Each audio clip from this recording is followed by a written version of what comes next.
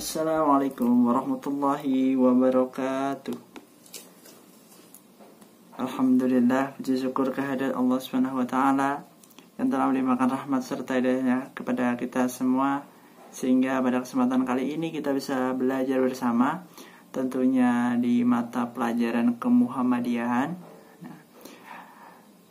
Saya harap kalian dalam keadaan sehat, dalam keadaan semangat. Mungkin langsung saja. Di sini kita akan belajar pada mata pelajaran kemuhammadiyahan, yaitu pada tema Kiai Haji Mas Mansur. Oke. Di sini kita akan bahas secara singkat, yaitu yang pertama ada biografi singkat Kiai Haji Mas Mansur. Yang kedua, peran sebagai kader Muhammadiyah. Yang ketiganya, pemikiran dan kiprahnya. Dan yang keempat, kedisiplinan Kiai Haji Mas Mansur. Yang kelima, perjuangan kemerdekaan. Untuk yang pertama, kita akan bahas di biografi singkat Kiai Haji Mas Mansur. Oke.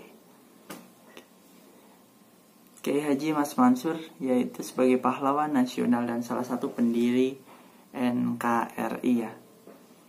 Kiai Haji Mas Mansur lahir di Surabaya pada tanggal 25 Juni 1896. Ini tolong dihafalin. Lahirnya di Surabaya pada tanggal 25 Juni 1896. Oke. Beliau memperoleh pendidikan agama Islam di pesantren Sidoresmo dan pesantren Demangan Madura. Beliau adalah putra dari pasangan Kiai Haji Mas Ahmad Marzuki dan Raudah. Sebutan Mas, ini ada Kiai Haji Mas Ahmad Marzuki, Kiai Haji Mas Mansur. Nah, ini sebutan Mas ini merupakan identitas dari keturunan ulama besar di tempat kelahirannya. Jadi identitas karena ulama besar, jadinya ada panggilan Masnya. Dan pada usia 12 tahun ia menetap selama 2 tahun di Mekah dan 2 tahun belajar di Universitas Al-Azhar Kairo, Mesir. Ya. Udah kelihatan memang cerdas kan. Ia menikah pada tahun 1916 dengan Hajah Siti Zakiyah, putri Haji Arif yang masih tetangganya sendiri. Selanjutnya, peran sebagai kader Muhammadiyah. Kiai Haji Mas Mansur itu bergabung dengan Muhammadiyah pada tahun 1921 sebagai anggota. Lalu Kiai Haji Mas Mansur itu terpilih sebagai ketua Muhammadiyah dalam Kongres ke-26 di Yogyakarta pada tahun 1937. Dan Kongres ke-26 ya, menjadi ketua Muhammadiyah. Lalu beliau terpilih menjadi ketua pengurus besar Muhammadiyah dari tahun 1937 sampai 1943. Lalu ia menetap di Yogyakarta bertempat di Madrasah Mu'alimin. Ia diangkat sebagai direktur sekaligus ketua asrama dan mengajar di Mu'alimin. Selanjutnya, pemikiran dan kiprah Kiai Haji Mas Mansur. Dalam Kongres Muhammadiyah ke-16 di Pekalongan tahun 1927, Kiai Haji Mas Mansur mengusulkan pendirian Majelis Tarjih. Apa sih Majelis Tarjih itu? Itu kalau Majelis Tarjih itu seperti perkumpulan ulama-ulama yang ditunjuk oleh warga atau masyarakat Muhammadiyah untuk memecahkan suatu perkara. Nah, seperti itu. Mungkin sebagai contohnya kayak zakat fitrah. Kalau di Arab sana, zakat fitrah itu pada zaman Nabi menggunakan kurma dan gandum. Nah, kalau di Indonesia, kurma dan gandum itu susah didapatkan dan bukan merupakan makanan pokok. Nah, karena di sini adanya beras, makanya Majelis Tarjih dari Muhammadiyah itu membolehkan dengan beras seperti itu. Jadi memecahkan suatu perkara. Mungkin contohnya seperti itu. Di sini ada 12 langkah Muhammadiyah yang berfungsi sebagai pedoman pembinaan iman dan akhlak bagi pimpinan dan anggota Muhammadiyah. 1. Memperdalam masuknya iman, memperluas paham agama, menghasilkan budi pekerti, menuntut amalan, menguatkan persatuan, menegakkan keadilan, melakukan kebijaksanaan, menguatkan majelis tanwir, mengadakan konferensi bagian, memusyawarahkan putusan, pengawasan gerakan, menjalin hubungan dengan luar. Nah, pada saat itu majalah yang diterbitkan oleh Kiai Haji Mas Mansur itu ada dua. Yang pertama ada Suara Santri, ingat Suara Santri, dan yang kedua ada majalah Jinem ya. Yang majalah Jinem itu 2 kali dalam sebulan, menggunakan huruf Arab dan Jawa Pegon. Nah, oke. Selanjutnya ada kedisiplinan Kiai Haji Mas Mansur yang patut kita contoh. Kiai Haji Mas Mansur itu terkenal dengan sosok yang memiliki disiplin tinggi. Ia menekankan kedisiplinan organisasi. Pertemuan selalu diadakan tepat waktu. Dan yang kedua, Kiai Haji Mas Mansur menerapkan sikap disiplin dalam memecahkan persoalan Muhammadiyah, tidak di rumah, tapi di kantor. Jadi permasalahan Muhammadiyah itu tidak dibawa ke rumah. Nah, poinnya yaitu kalian sebagai pelajar Muhammadiyah hendaknya selalu berperilaku disiplin dalam segala aktivitas sehari-hari, mulai dari disiplin sholat, belajar, bahkan bermain. Nah, disiplin bisa mengatur waktu seperti itu. Ini kedisiplinan yang patut kita contoh dari Kiai Haji Mas Mansur. Oke. Selanjutnya, perjuangan Kiai Haji Mas Mansur ikut mewujudkan kemerdekaan. Di sini ada masa penjajahan Belanda, ada masa penjajahan Jepang, dan yang terakhir ada perang kemerdekaan.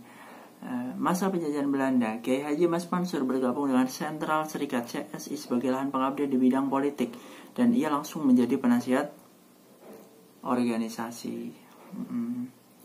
Mas Mansur bergabung dengan Indonesia Study Club ISC di Surabaya pada tanggal 11 Juli 1924.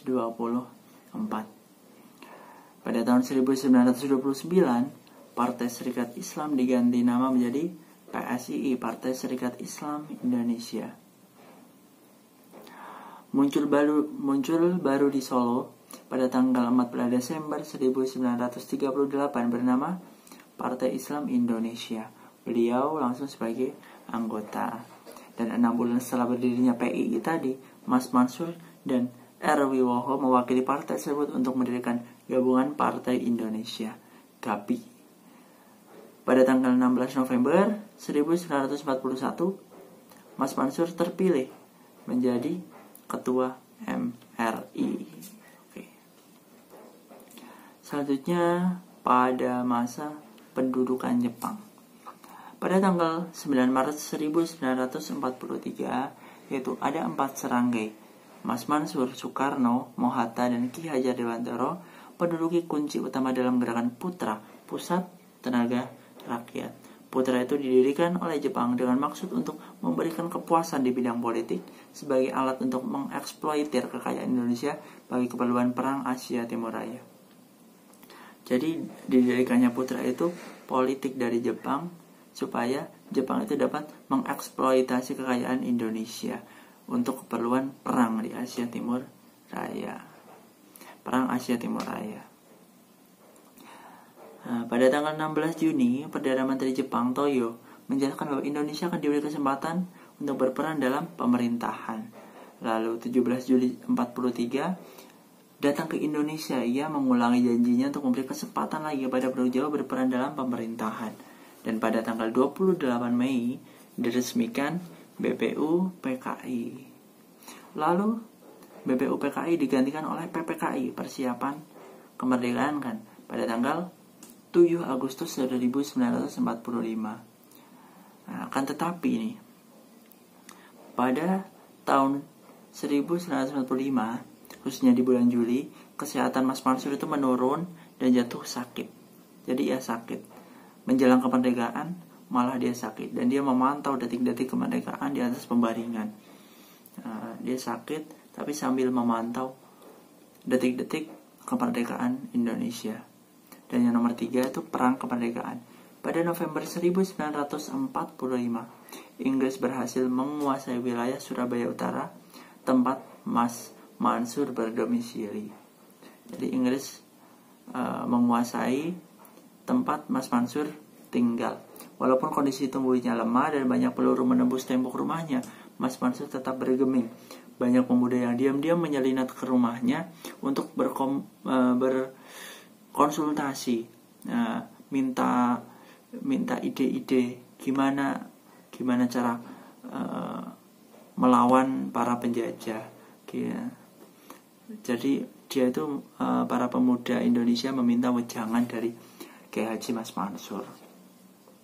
Karena Kiai Haji Mas Mansur itu selalu menyemangati meskipun di atas pembaringan, akhirnya ia ditangkap oleh tentara Nica dan dipenjarakan di Surabaya. Mas Mansur meninggal di tahanan pada tanggal 25 April 1946. 25 April 1946. Lalu jenazahnya dimakamkan di Kipo, Surabaya. Atas jasa-jasanya pada tanggal 17 Agustus 1960, Presiden Republik Indonesia yaitu Soekarno menganugerahkan tanda kehormatan Bintang Mahaputra tingkat 2 kepada Kiai Haji Mas Mansur dan juga menetapkannya sebagai pahlawan kemerdekaan nasional Indonesia berdasarkan keputusan RI nomor 162 tahun 1964. Oke, ini suri tauladan Kiai Haji Mas Mansur. Yang pertama disiplin. Yang kedua ia yang sosok yang sangat sederhana. Lalu ia rela berkorban. Yang keempat, beliau adalah orang yang sangat cerdas.